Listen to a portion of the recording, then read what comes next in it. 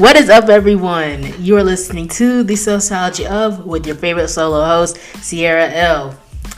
This week's topic is the sociology of the United States prison system, the transition from incarceration to the real world. First, I will be addressing the common issues that people who have been incarcerated in prison in their past struggle with when trying to do better for themselves and trying to move on without going back into the prison system. Then I'll be having a discussion with my uncle Miguel. He will be my guest on this episode, and he will be here to talk a little about his experience from transitioning from incarceration into the real world and the struggles and battles that it took to get him to where he is today, 5 years later. And we will be discussing what reformations are needed within our prison system and the common misconceptions and stigmas that the American society has on people who have been incarcerated in the past. I look forward to this discussion with my uncle because this is a topic that needs to be addressed within our society. So stay tuned and keep listening. You're listening to the Sociology of.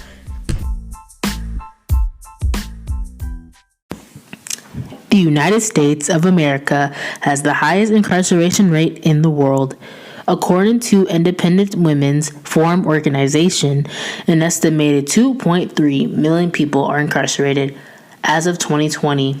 So that is about 1 in every 50 people within the United States.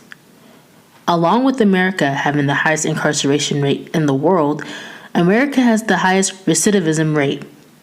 According to Background Checks organization, within the last 5 years, America's recidivism rate is about 70%. Recidivism is the tendency of someone who has been previously incarcerated to go back into prison. This week's main discussion is why are incarceration rates so high? And why is our recidivism rate so high as well?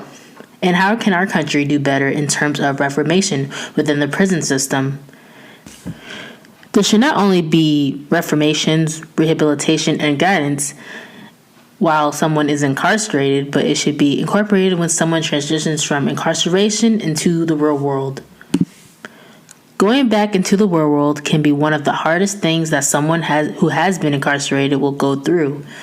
Recidivism is most likely to happen when there is no place to go, no one to turn to, and nothing given to prepare for what life comes in.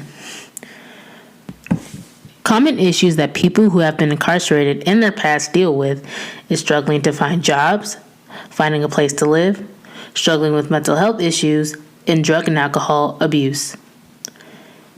It is almost like when getting out of prison, it is almost like a setup to basically mess up again or to just keep the prison system busy. Our society has stigmatizations when it comes to a person breaking the law and ending up in jail or prison, and that the person is already looked at as deviant in a society because they show themselves as a lawbreaker or criminal. Some may believe that it is best that with breaking the law comes with punishments and control. But what about rehabilitation or counseling? I know some people may say, who has the time or money to provide for these prisoners? They're all the same. Why waste time trying to help them? I think that the main reason why people may resort to violence is because maybe no one has given the time or energy to listen or give them anything before, and the problem is just being ignored. I think we expect problems to go away on its own if we ignore it, and that nothing will really happen. And I bet many of us experience this in our own lives and learn soon enough that ignoring the problem is causing more problems. I feel like this is how we should look into our prison system. If you're worried about high crime rates, you need to think about the foundations that had planted those seeds to grow. So starting from our school systems, there should be classes and programs that prepare children for the real world, such as finance classes, having mental health and counseling programs, and career-ready programs that can be useful for looking for jobs in the future. Prison systems should invest in and incorporate into similar programs because if we expect someone to go into the right track after being incarcerated, how can they go into the right path if there was no foundation planted in the first place? Well, some people may say, well, how do we even do that? who's going to pay for all that? Who cares? Or how are we going to do this? This topic is very important because many people within our society go through or know someone going through this. And I want to say that if you are someone or you know someone who's going through this, you are not alone, and that reformations are definitely needed, and that if we all want our society to be better, we cannot sit in the privileged box and expect things to be better. And I think that we as a society should stop ignoring that our prison or incarceration rate is highest in the world, and that we should fix these rates and help create better opportunities for those who have been in prison, because not everyone who has experienced incarceration is, I would say, a bad person or deserves to be in prison. Many of us deserve second chances within our lives. Many of them deserve second chances. In the last 5 years, I had learned so much from my own uncle, my Uncle Miguel, who will be coming up next. He will be here to talk a little bit about his experiences from the last 5 years. And I look forward to having a discussion with him about recidivism and how recidivism rates can lower and what our society should invest in when it comes to making reformations and incorporating rehabilitation. And I think that this topic is very important within our society. So don't go anywhere. We will be right back. You're listening to the Sociology of. Hello, everyone. Editing Sierra here.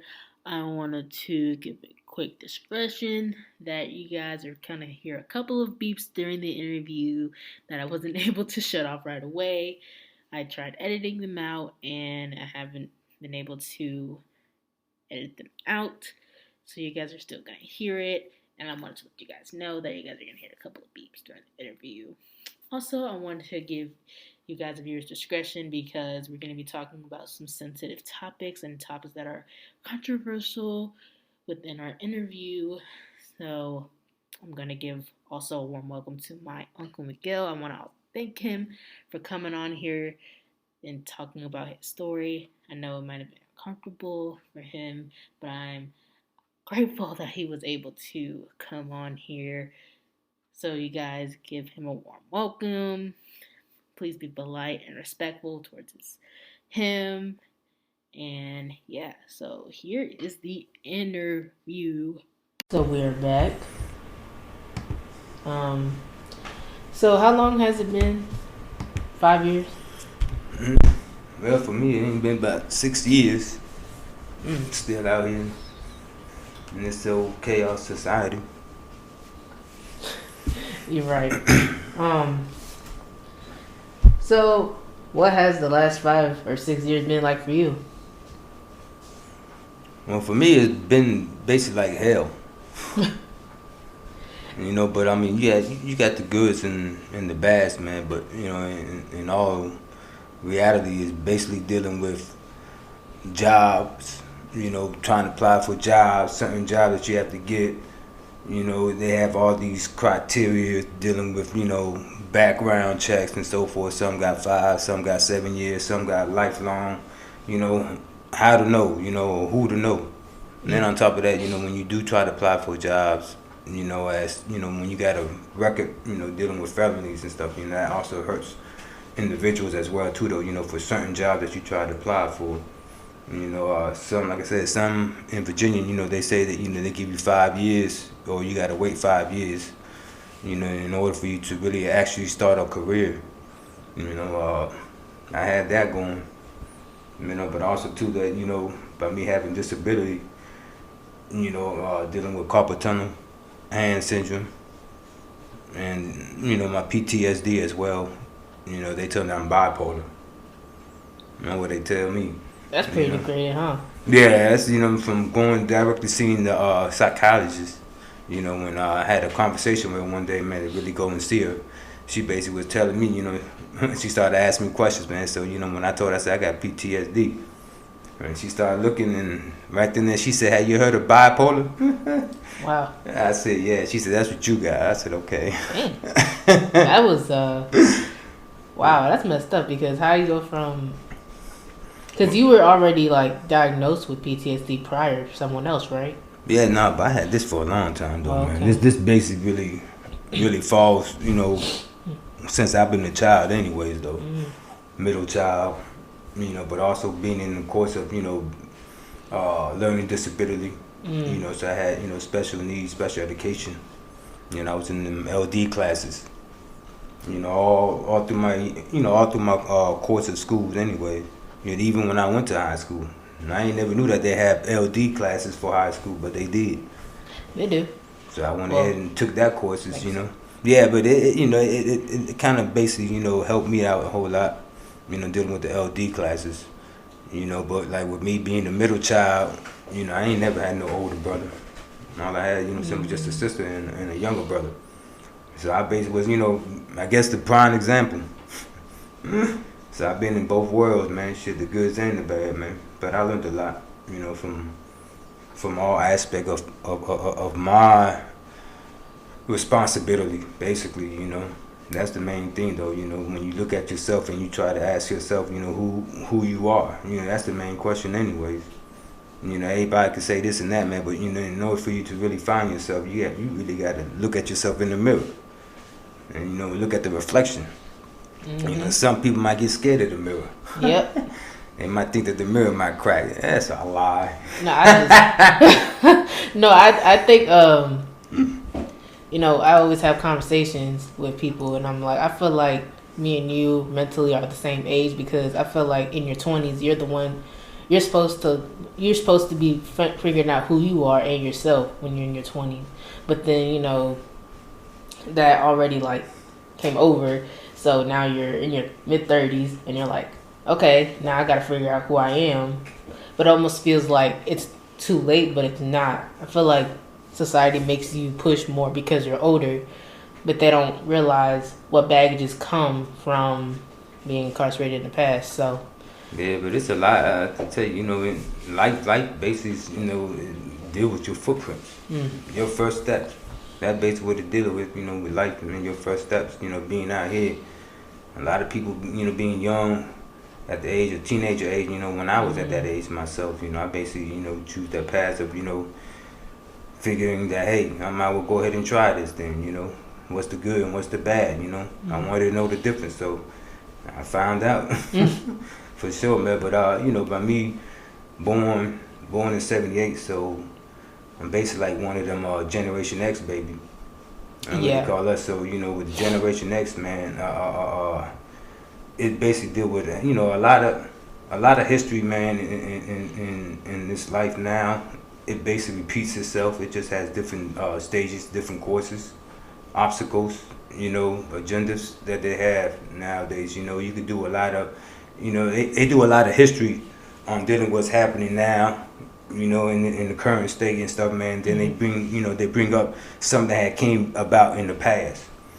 I think for the Generation X, it's like, for us, man, we had really been through all, so it's not, not only that, but, some of us, had vacations, and we all suddenly came out, but yeah, we basically was the one that really, learned about everything in this world. And I think, with us being still here, we look as like a mentor, for those, for the young ones, that need help or, want to have some type of assistance or some forth, because they look at individuals anyways, and that's one thing that you have to understand yourself too, is, the type of vibe or energy that you carry amongst yourself. And then with me, I always got along with everybody, man, but I also think optimistic too, though. So that's my, my agenda for that I deal with in life as well. But a lot of things that I, had been through is something that I really had, asked for. We all have, different beliefs and so forth, man. But I tell you one thing for sure, I learned that for myself, you know, and sometimes, you know, still this day, you know, it's some things that I could speak about and they'll come to existence. You know, I could say something, you know, or share something with my friends in the future. Then after that, you know, I could tell them something that's coming about, you know what I mean? Then once that go about, then you know, within like a few minutes or so, you know, it happens. You know, so that's kind of crazy, you know, for others to see that stuff, man, because they start looking at me, thinking like, damn, man, how you know this? In all reality, it's a lot, you know, so when you deal with understanding yourself and, you know, understanding the world itself, man, the nature, the culture and all, you know, just like, you know, when you try to look at the rain, if you notice, if you look, you know, when the weatherman says it's going to rain, or you look outside the clouds and you see that them clouds is black, you can look at the tree and you see that the leaf of the tree will turn opposite. You know, so it will basically go upside down. You know, and then once you see that, it'd be like a different type of shade of color, and that's when you know that rain's gonna come in. You know, so that's the main thing about it. You know, it's a lot of things that we see. You know, so everything is basically happens, man, day by day. You know, but I also think of the future. You know, I always put myself in the present and think of the future. The past is the past, but it's something that, you know, it will never be forgotten, but it's always something that you could reflect on. That's all, you know what I mean? So that's the main thing, though. You know, dealing with life itself, though, man. But yeah, you know, how the way I've been living out this life, man, shit, I've been through all. You know what I mean? The tough and the goods, man. And yeah, I walked my own trails. I walked my own trails, you know. I basically, you know, choose the opportunity to say, you know what? Even though that people might gave me advice or let me know, I said, you know, for me, I said, well, I got to figure it out myself. So that's basically what it is, you know what I'm saying? I basically experienced my own life. And that's why I say that most thing, it all starts with the first footsteps. But also too, it's also having confidence in, you know what I'm saying, amongst each other as well, or have confidence in yourself. Because like I said, you know, in order for you to before you correct somebody, it's better that you correct yourself.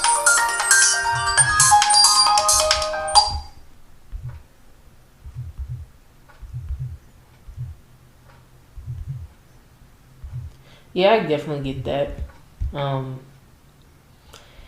It's almost like society's a game, so you just have to be a player and hate the game.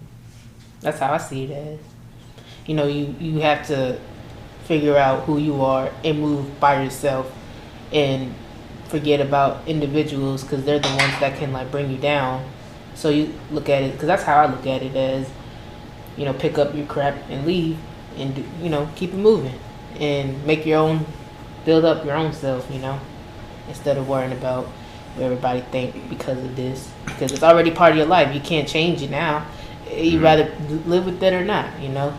People, I feel like jobs don't realize, or I feel like even the system don't realize, okay, we know that these people are going to have records, okay, but, you know, it'd be easier if they set it up like a way to have like job fairs within, like, even inside of it, prison or something, you know, something like simple like that, just to at least give people a pathway, because not everybody is so lucky to have a place to stay or to not be tempted with drugs or stuff, and probably have mental health issues that hadn't even been like taken care of. You know, they've had undiagnosed mental health issues and all they care about is a place to stay. But then after that, it's like, who's gonna help with their mental health issues? Who's gonna help with their finances? It's almost like, oh, we don't care, we'll just send them off anyway. Who got time to take care of them? But then people want like less crime rates or something, or, oh, like, this guy's crazy. It's like, well, why don't you get to know this person? You know, give them a chance. Not everybody who has been incarcerated before is someone that is going to be criminal, air quotation, you know? Yeah, but this shit, how the way they got this, man, the dang on system did that. They basically made them set it up with all. You can still do whatever you can, you know, you still can achieve what you can achieve, you know what I'm saying, and dealing with, you know, being incarcerated. But the main thing about that is that when you're coming out, man, they looking at you like, you know, with all this credential that you have dealing with, like, you know, saying the courses that you take and this and that, you know, everybody looking at you like, damn, where you coming from, you know, or where this piece of paper, you know, that's all they think, that it's a piece of paper, but it ain't. It's, you know what I'm saying, a certificate, license, whatever that you get, or that you gain out of that, you know. But it's like they don't be acknowledging, you know what I'm saying, the jobs, or like, you know what I'm saying, the jobs, school, education as well, you know. It's like they don't even, you know, they look at it like, man, where you get this from, you know? Right. And it's like you have to, you know, prove yourself, you know, when you come out, and prove yourself to try to, you know what I'm saying, be better at that, man. Prison's just a, you know, for me, it's like a box, man. That's all it is, man. It's just an actual box. You know, you getting shipped. It's like you being in the UPS. Yeah. Or, you know, Amazon, whatever, you know what I'm saying? When you open up that box, and that's, you know, when you're free, but when that box is closed, it's dark, you know. But I always thought about the outside anyways, though, man. I always had to think differently. You know, you got programs and stuff that you go and get yourself involved. But, you know, when it's dealing with, like, the crime rate, the literacy crime and all, you know, we blame our own self for that. You know, can't nobody else, you know, yeah, you know, some people might say that, you know, dealing with peer pressure, which is true, you know, sometimes you have peer pressure, and also, too, is dealing with the lack of having responsibility with, you know, with your child. You know, most parents now are single parents that are taking care of their child. So it's hard for that child to really try to pick up something and to proceed with it, you know, because then, you know, they're missing somebody. You know, either be the father or the mother, one of the two. You know, they're missing somebody out of that picture. Yeah, because I actually did a research paper on that, on parental incarceration, and how, first off, a child can, yeah, like you said, will miss their parent, but then when the parent, it's like even the parent trying to get out and then try to provide for the child is 10 times harder.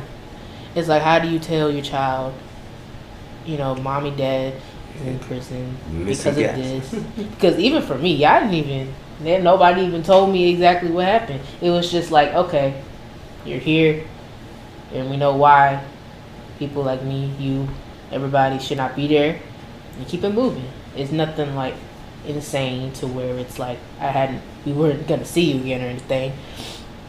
But now we lived through that part, and now we're here. But for parents, it's harder than that, because you have a child who missed those times, and then now they have to get that time back. It's like, and then already dealing with like the single mom or the single dad, and then the family members having to come in, the finances. It's like, they even have programs for those children, but do they help them not break the cycle, you know? Because it can be a cycle. It depends, though, man. You know, you basically got to find out the program, man. And, you know, it's just, you got to really do your research. You got to put your empathies, man. You got to put your hands on this stuff, man, and basically go from there. You know, with me, by me going to this so-called ambassador program, you know, it's like a re-entry program, man. You know what I'm saying? By, you know, coming back to society and all that, man. I took that course, man, and, you know, for that re-entry program, I didn't like, you know what I'm saying? Because on top of that, it's like, you know, when you have that re-entry program and you know that you've been incarcerated, you know what I'm saying, but you're doing good, you know, and you sign the paperwork that you're supposed to be released at 12 midnight, but they gonna hold you or hold me until I go and see the probation officer, you know. So they basically was telling me that, you know, they had to escort me, whereas I was, you know what I'm saying, already obligatory to, you know what I'm saying, to leave out of there at 12 midnight, and you know, and that situation never happened, man. And it was devastating, though, man. But other than that, you know, like dealing with these programs, so-called programs that they search and they say, man, you gotta really do your double check on them stuff, man, because it's like I said, man. They say they got so much programs out here, man. When you come out, don't expect for it. You know, you have to basically do your research, and that's that. Yeah, I feel like these programs are almost like they set you up to even fail still, because even the prison system already releases people without the care in the world where they're gonna end up. They probably just needed the address and make sure it's a real address, and that's it. But like these programs only go so far. It's almost like you're going to one day of AA meetings. Okay, I'm not gonna drink no more. That's cool. And then they don't contact you or see how you're doing or give you these other courses on how to stop drinking. Just stuff like, for example, like you can't expect, because there's this word called recidivism. Are you familiar with that word? It basically means people going back in there to prison. That's basically what it means. And I looked it up, and it said that about 70% in America the last 5 years. Yeah, I mean, most people, if they don't have no shoulder, they don't have no guidance in their mind. Like I say, everything is really dealing with with the individual himself. You can't blame nobody else. Right. Once once you got involved into the crime, and for example, if you was the one that got hit, or the one that expected to do the time, or got all the time, then you might as well just do that. I did all mine. But like I said though, man, it won't easy. I tell you that though, but like I said, man, life is always an experience in dealing with each other. But also you got to deal with yourself, man. That's all it is, man. Because when you in that box, you surrounded with a lot of people, anyways. You know what I mean? And on top of that, like you don't know these people as well, But you know what I'm saying? You're around them, you know what I mean? You're around all types of corrupted people, no matter what, and you look at them every day, But you got to be better than that, You got to think better for yourself, though, man. We all got the opportunity to get out, For those that don't have the opportunities to get out, man, they give them a crazy lifetime, man. But I like I said though, man, it's the crime, the rates, the crime that happens, how severely it gets, and that's when they start pushing the paperwork and make it harder and harder, So if you were someone to have control, so let's say, okay, one day, hello Miguel, you've experienced this, that. We would like your input on what programs or what things that we should put in prisons so that people can feel more comfortable going to the real world, or because obviously your experiences have been really rough. And yeah, but a lot of things change a lot in prison. And mine was from old time to now. I don't know how it is now. I keep myself out of that because it's shit. like, okay, like this much amount of years, over 10 years, for example, that's a long time because the world's already changed already. So then you already have iPhones, laptops, cell phones. Like some people don't even know what's going on. So you can't expect someone to just walk out there and not know anything about the world. At least do like a social science class or something, or social program. Be like, hey, this is 2020, this is 2021, this is what has been happening, this is how you use the phone, this is how you use this, how you use that. Yeah, no, I mean, they teach you everything. I mean, they got magazines, newspaper, everything. Yeah, everything's all up to date, you know what I'm saying? When you see stuff like that, man, it's just, like I said, it's just how you gonna react. That's all. That's the main thing. It's how you gonna react, If you're able to, what I'm saying, if you're able to try to consider yourself, being successful or not. That's the main thing, what I'm saying? Or, you got something that you have dealt with that's going to deal with your conscience, whereas, what I'm saying, you might have did something bad, what I'm saying? So now you're thinking that, damn, when I get out, man, I might, or something might happen or something like that, Well, you got to expect, what I'm saying, what you did and so forth, you got to understand that. But for me, it's like I said, it's just totally different, man. That, I put that in the past, man. It's something that I ain't gonna never forget about it, but I've been successful myself. But hey, I'm just one of the odds. That's all. I push myself to it. So in all reality, it's basically you got to push yourself to it. You got to know what's good and bad. No matter what. Because if you get in, you go in prison, it's gonna be you still have the same thing in there.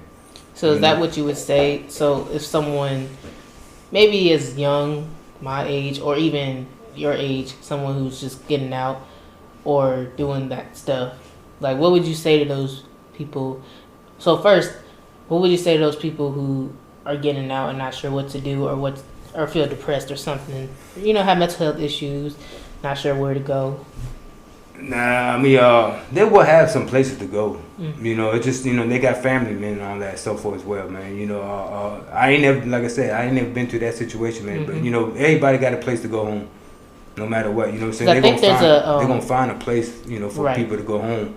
You know, these programs that they have, halfway house and all that. I don't know about them, you know, but people been there, and they've been in different places, so they've been there. You know, so that's a different experience for them. Right. You know, every individual has their own experience in life.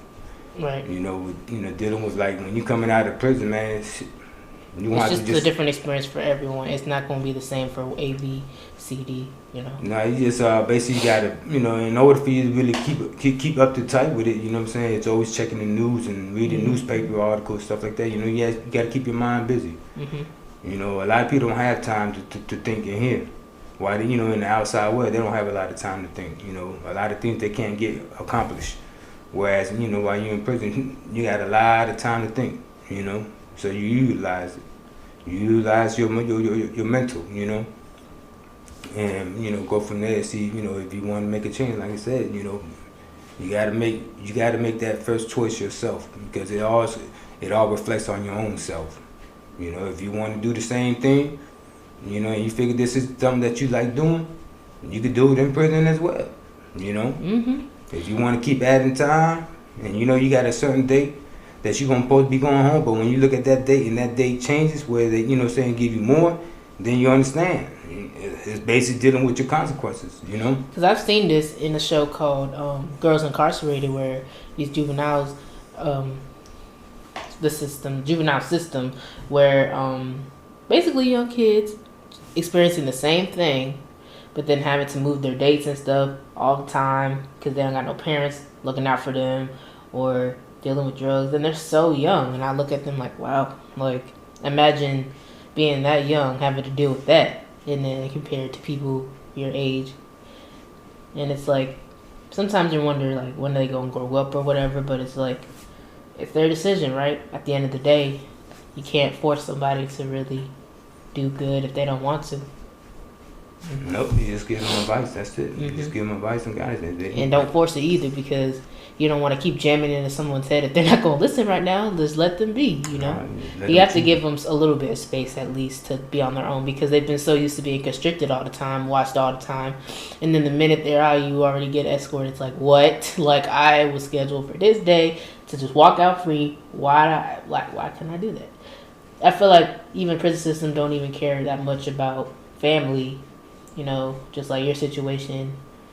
I'm not gonna get details, but yeah, but nah, it just, you know what I mean, it's just, you know, prison is not a place that you want to be at. No. Point blank. That's, you know what I mean, basically what it is, you know. So, you know what I mean, like I said, that's a gladiator. That's hell. You know what I'm saying? Yeah. That's hell right there. You know what I'm saying? Because you know, your life. You know what I'm saying? Your life is on jeopardy at that time. I think it should start with children, like, getting looked at, like, maybe more rehabilitation for children, so it don't end up being to that path. I feel like there should be more rehabilitation and counseling for children going through this, and even adults too. They deserve rehabilitation. Yeah, but rehabilitation course, man, people just look at that as you know, some people look at it like it's just a joke. They don't even care about it, so, you know, they figure, well, shit, I'm gonna come right back in here. So that's, you know, that's their quick judgment. You know what I mean? So you know, like I said, man, on that path, it's just, you know, the individual has to make them choices, man. Like I said, that, you know, things gonna be up there. You know, they won't have these opportunities, man, with these, you know, programs dealing so forth and this and that. You know, but like I say though, man, you know, prison's like an underworld, man. You don't know nothing about that junk, man. But, you know, most of the things is people writing complaints, grievance, this and that, you know what I'm saying, because their son or their son, daughter, whoever, you know what I'm saying, is trying to get moved out the pod, this and that. You know, it's just a lot of shit, you know what I'm saying, dealing with a whole lot of junk like that, though, man. And you know, when it comes to medical issues, this and that, like I said, you know, a lot of privileges is taken. You know what I'm saying? Your rights, you know what I'm saying? You get your rights taken away. You know, but you start realizing that, you know, when you come out and being free, you know, or, you know, when you have that time to go to rec. You know, you go outside and go to rec. You know, then you see the time like, damn, man, it's good being outside, but when you know, you got to come back in, and that's it. You can't go back out no more. Then you be like, damn, you know, those are privileges, you know what I'm saying, things that, you know what I'm saying, that are taken away because of the hideous crime or whatever, you know what I'm saying, the crime that you do, you know what I'm saying, made you end up going back in there. You know, you got to think twice, man. Think twice before you react, you know what I'm saying, you know. Ain't nobody perfect in this imperfect world, you know, and like I said, you know, the ones that struggle are the ones that strive and survive hard, you know what I'm saying, to really make a gain out of themselves, as into being successful and coming out, you know, and understanding. Because like I said, you know, when you're in prison, you have those people that been there before and they end up coming back out, so they do give individuals some inputs, you know, some advice and so forth, and, you know, basically share with them. You know what I'm saying? It's all dealing with loyalty and respect. You know, and once you get that, you know, you gain a whole lot of that, you know what I'm saying, then, you know, things become a lot easier. You know, if you want to interfere or to react with the same thing that you did, then by all means, you make your choice. You just got to look at that date, you know, whatever date that you have, and if you see that number keep going back and back, you know why. It's a consequence that you do. You know, but on top of that, you know, you just have to be successful, man. It's just like I said, man. It's a thing. It's a thinking process, you know. And basically, you just gotta, you know what I'm saying, separate yourself, man, and really realize and ask yourself, like, damn, this is what I really got myself involved in, you know. And that's basically what it is, man. It's, you know what I'm saying, when you see situations like that, you know, and you coming on out, you know, and you feel that, you know, you being stuck, you know, you got, like I said, you know, they might have these, if you get in contact with, say, you know, unemployment, Virginia Unemployment Commission officer or whatever like that, you know, dealing with unemployment office, or, you know, something dealing with food stamp, you know, they're willing to do that, you know, give a person some food stamps, you know, when you come out, you know, that you automatically got, you know, when you get some food stamps. Some people might have spots where, you know, people go to the houses, you know, go to an apartment or something, you know. But it's just like I said, though, it's every process you have to go through, man. It's basically the process of your first step that you have to take, and to make that change in yourself, you know. Like I say, I mean, you know, you got people nowadays that are out here now that are being successful and trying to help others, you know. But like more activities, you see that happening now with the kids. You know, they have more programs, more soccer, basketball, football, sports activities that they have, you know, school, so forth like that, you know. You have some kids that, you know, grow up, you know, for them, that they had grew up having disability, or, you know what I'm saying, you know, not, you know, yeah, I'm always saying, you know, disability, you know, taking medication, you know what I'm saying, for their attitude and so forth to adjust. But if their parents be stern with them, you know what I'm saying, being, you know, basically, like, you know, being beside them and basically helping them out and, you know, showing them the path, you know, that child can end up being successful later on in life, you know. But, you know, they got to, like I said, they got to look at their experience, man. Most of the time, you know, even though if you tell them, some's going to be just like me, how I was, you know, being hard-headed and say, you know what, I'm going to try it anyways. You know, I'm going to figure it out, you know. See how that, you know, see how prison is about and so forth. I feel like a lot of that can come from not listening to your child when something's wrong, or not even giving them time to explain, you know, just to give them attention. I feel like a lot of it comes from that, you know, seeing that child as a problem. I compare it to, like, if you ignore your problems, it's going to come back to you. So then you can't really ignore the problem. You have to fix it. I feel like parents should just give their child a chance.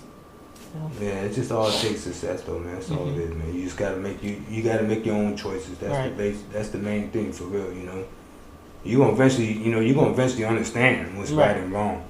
You know what I'm saying? On top of that, you know, something your conscience, you know, it's gonna tell you. You know, you're gonna have a vibe where something's gonna tell you that it's not gonna feel right. So, you know, either you want to hear that or you don't want to hear it. You know what I'm saying? If you don't want to hear it, then you already know what, you know what I'm saying, what you expect, you know what I'm saying, for your life to come about.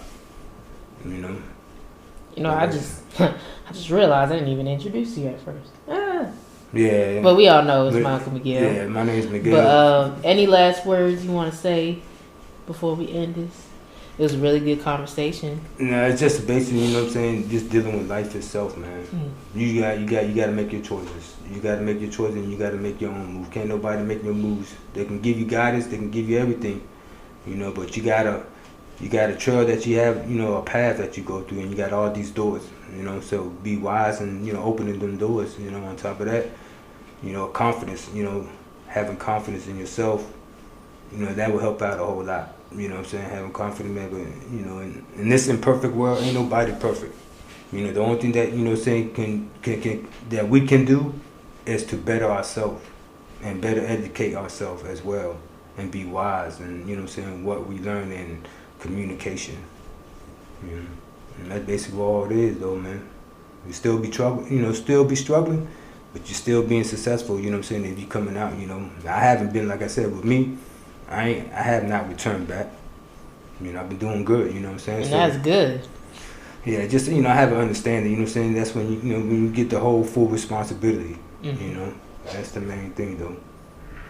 But I want to thank you for spending this time with me, getting to talk about your story, because I feel like, you know, you might get a little frustrated sometimes about how people listening to you, but, you know, you got me and other people that you're close with that is willing to listen and to get on your level and to understand you from your point of view versus just judging you or just seeing you as one person, where I see you as something more than, you know, your past, you know? I see you more than that, and I see you having more life to live, and it's not over yet. I feel like you're in the beginning, just in the beginning of successfulness, even though it might take 5-6 years. It's better than spending those years back at it again, you know? And I'm proud to say I'm proud of you and what you've done, and I know everybody else is, and I'm happy to witness your growth. Yeah, it's just like I said, the experience that I've been through, man, you know. Like I said, sometimes some things reflect, you know, and that's the crazy thing, that some things that I see in my vision, you know, sometimes it be like a reflection of, you know, something that happened in the past, so I already know, you know, the outcome gonna be about, you know. But yeah, it was successful. You know, I still gain, and still, you know, be successful and try to, you know, to achieve. I won't give up. I ain't no quitter. That's good. That's what we need. Don't give up. Listen, you hear that, people? Don't give up on your dreams. Just keep going at it. All right, Damn so right. All we're right, done take here. care. Yep. Don't go nowhere. I'll be ending episode 2 right here. Once again, I want to say thank you to my Uncle Miguel. He did a very good job. I am so proud of everything he has accomplished. I am grateful that he has spent time with me to talk about his experiences here on the podcast. And I am looking forward to more interviews in the future and talking about other important topics. And I hope that everyone I hope everyone has a good week. And one last thing I want to end this on is to never give up. If you work hard at it, things will fall into place. And that is the main, I would say, energy, or the main theme of this episode is to not give up and to keep working at it, and it will come to you. Thank you guys for supporting me. Thank you guys for listening to this episode. I appreciate everyone's support, and as always, I'll see you guys or talk to you guys soon. And you're listening to the Sociology of with CRL. Talk to you guys later. Bye.